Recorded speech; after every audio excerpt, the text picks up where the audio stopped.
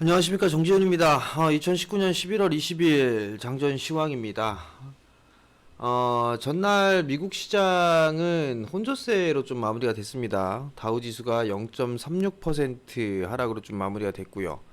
S&P 500은 0.06% 하락으로 좀 마무리한 반면에 나스닥은 0.24% 상승으로 좀 마무리가 됐고, 필라델피아 반도체 지수는 0.48% 하락으로 좀 마무리가 됐습니다. 미국 시장 같은 경우는 여전히 좀 불확실한 그런 부분들이 있어요. 지수는 좀 견조한 그런 모습들이 좀 나타나고 있는 그런 상황들이고, 사실 뭐 많이 올랐죠. 많이 올랐던 그런 부분들에 있어서 눌림목 구간이다라고 좀 보시면 좋을 것 같아요. 피로감이 좀 쌓였던 그런 부분들이기 때문에 일단 차익 매물이 좀 나왔다라고 좀 보셔도 좋을 것 같고요. S&P 500도 뭐 마찬가지예요. 뭐 고점 징후라든가 이런 부분들은 나타나고 있지는 않는 그런 상황들이에요. 나스닥 시장 같은 경우는 아래 꼬리를 좀 달아주면서 상승으로 마무리가 되는 그런 모습들을 좀 보였습니다. 홈디포와 콜스의 이 실적 발표가 좀 있었습니다. 내수 섹터의 대표 종목으로 좀 볼 수가 있을 것 같은데요. 예상치를 좀 하회하는 그런 모습들을 좀 보이면서 시장이 좀 밀리는 그런 모습들을 좀 보였었고요. 연간 실적 전망을 좀 하향 조정을 좀 했습니다. 그러면서 경기에 대한 경계감 이 부분들이 좀 확대가 되는 그런 모습들을 좀 보이면서 홈디포는 5% 하락으로 좀 마무리가 됐고요. 콜스는 마이너스 19% 하락으로 좀 마무리가 되는 그런 모습들입니다. 일단 미국 시장은 실적에 있어서의 이 우울한 실적을 좀 발표를 했었고, 그 다음에 트럼프 대통령에 있어서 또 발언이 있었어요. 1단계 무역 합의가 안 된다. 뭐 그러면은 관세를 더 인상을 하겠다. 뭐 이런 부분들 좀 발언을 좀 했습니다. 중국하고 이 진전을 좀 보이고 있는 그런 사항들이지만 미국이 원하는 딜에만 합의를 할 것이다라는 입장을 뭐 재차 반복을 해주는 그런 모습들을 좀 보였었고요. 중국은 무역 합의에 있어서 이 관세 철회 이 부분들이 좀 포함되어 있어야 된다. 뭐 이렇게 좀 엇갈린 그런 반응들이 좀 나오고 있어요. 타결이 좀 쉽지 않을 것이다라는 그런 전망이 좀 나와주고 있는 그런 사항들이고요. 관세에 대한 부분들, 일단은 이 부분들이 만약에 스몰딜이 체결이 되지 않는다라면 시장에 있어서는 불확실한 그런 부분들이 확대될 수밖에는 없어요. 그렇기 때문에 좀 더 추이를 좀 지켜봐야 되지 않을까라고 좀 판단이 됩니다. 블룸버그에서 기사가 좀 나왔던 부분들이 좀 있었어요. 뉴욕 연방준비은행 총재가 인터뷰를 했는데요. 미국 경제는 여전히 좀 탄탄하다. 그리고 통화정책이 적정 수준이다라고 좀 판단이 된다. 그렇지만 이제 무역 분쟁이라든가 뭐 홍콩 뭐 이런 부분들에 있어서의 불확실한 리스크는 여전히 존재하는 그런 상황들인데, 만약에 경기 하강 기류가 좀 전개가 될 경우는 추가 금리 인하를 생각하고 있다. 뭐 이런 부분들 얘기가 좀 있습니다. 그래서 일단은 경기에 대한 둔화 이 부분들에 있어서의 발언이 나왔던 부분들 요걸 좀 봐야 될 것 같고요. UBS 쪽에서 투자 보고서가 좀 나왔습니다. 미국이 2022년까지는 침체에 빠지지는 않을 거다. 다만 이제 20년 상반기의 성장률은 0.5% 아래로 떨어질 것이다 라는 그런 얘기들을 좀 했습니다. 결국은 이 성장의 속도가 다소 둔화가 된다라는 그런 부분들 그렇다는 얘기는 서서히 경기가 식어나가는 그런 예상을 좀 하는 것 같아요.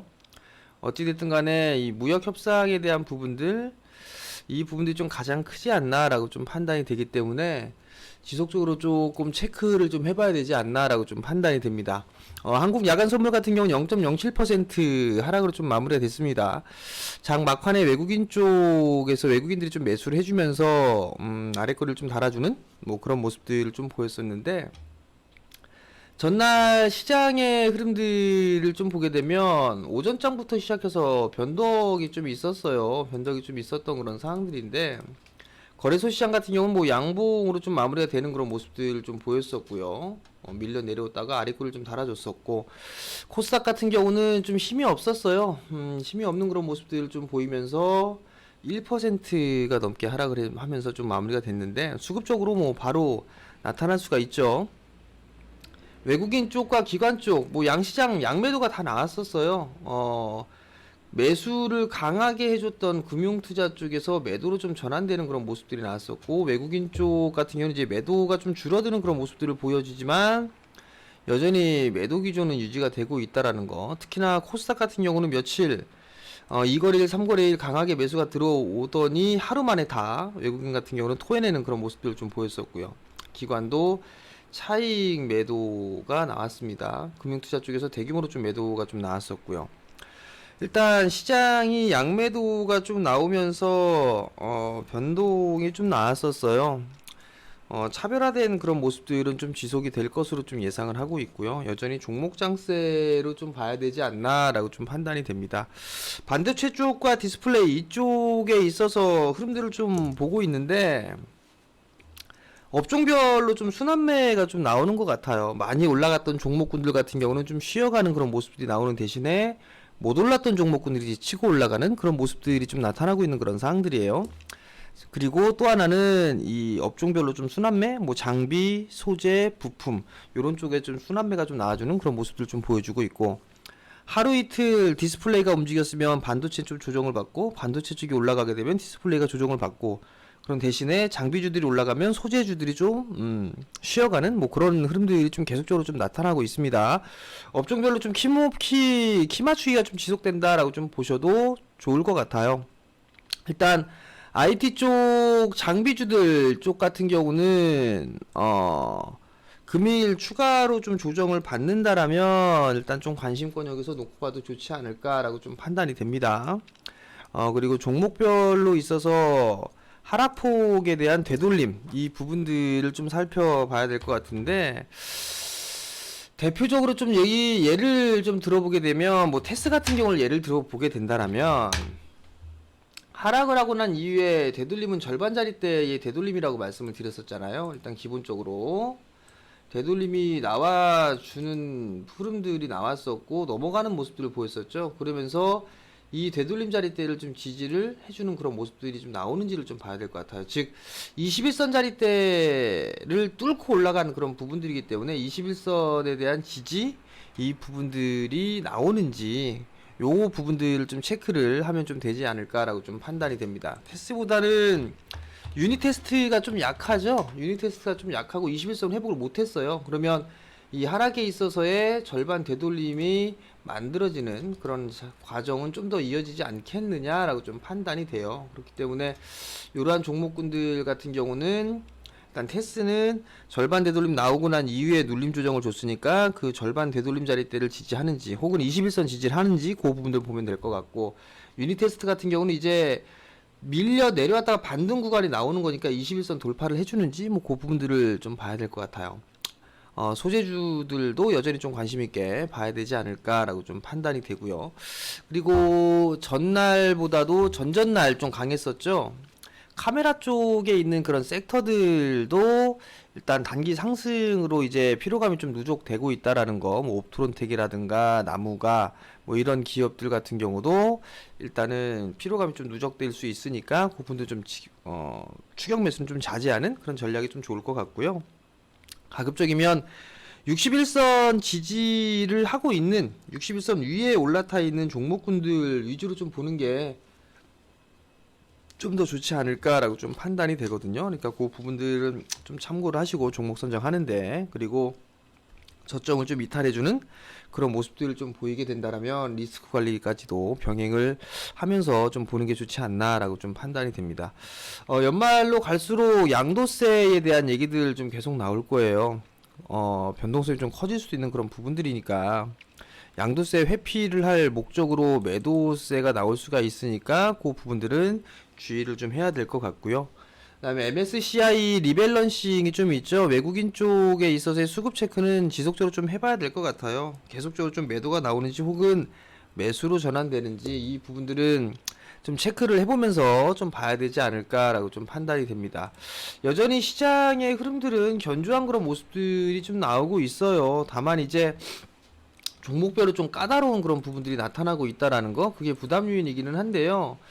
여전히 뭐 삼성전자와 SK 하이닉스의 매수 수급이 뭐 완전히 꺾여 내려가거나 개인들만 집중 매수하거나 그런 부분들은 아직까지는 아니에요. 아직까지는 아니고 조금 쉬어가는 그런 모습들이 좀 나오는 게 아닌가라고 좀 판단이 되는 만큼 여전히 뭐 IT 쪽 관심 있게 봐야 된다라는 거. 그리고 아마 투자자분들이 5G 쪽에 있어서도 관심을 좀 갖고 계실 건데 5G 쪽도 이제 조금 차별화가 되는 뭐 그런 모습들을 좀 보이는데 아직까지 뭐 의미 있는 거래량이라든가 이런 부분들은 나오지는 않고 있어요. 다만 이제 MSCI 리밸런싱을 하면서 이 KMW 쪽에 있어서 외국인 수급이 좀 개선될 것이다라는 그런 얘기들이 좀 바로 나오고 있는데 거래량이 좀 증가가 되면서 한번 거래량이 증가가 되면서 상승의 흐름들이 좀 나오게 된다라면 그때가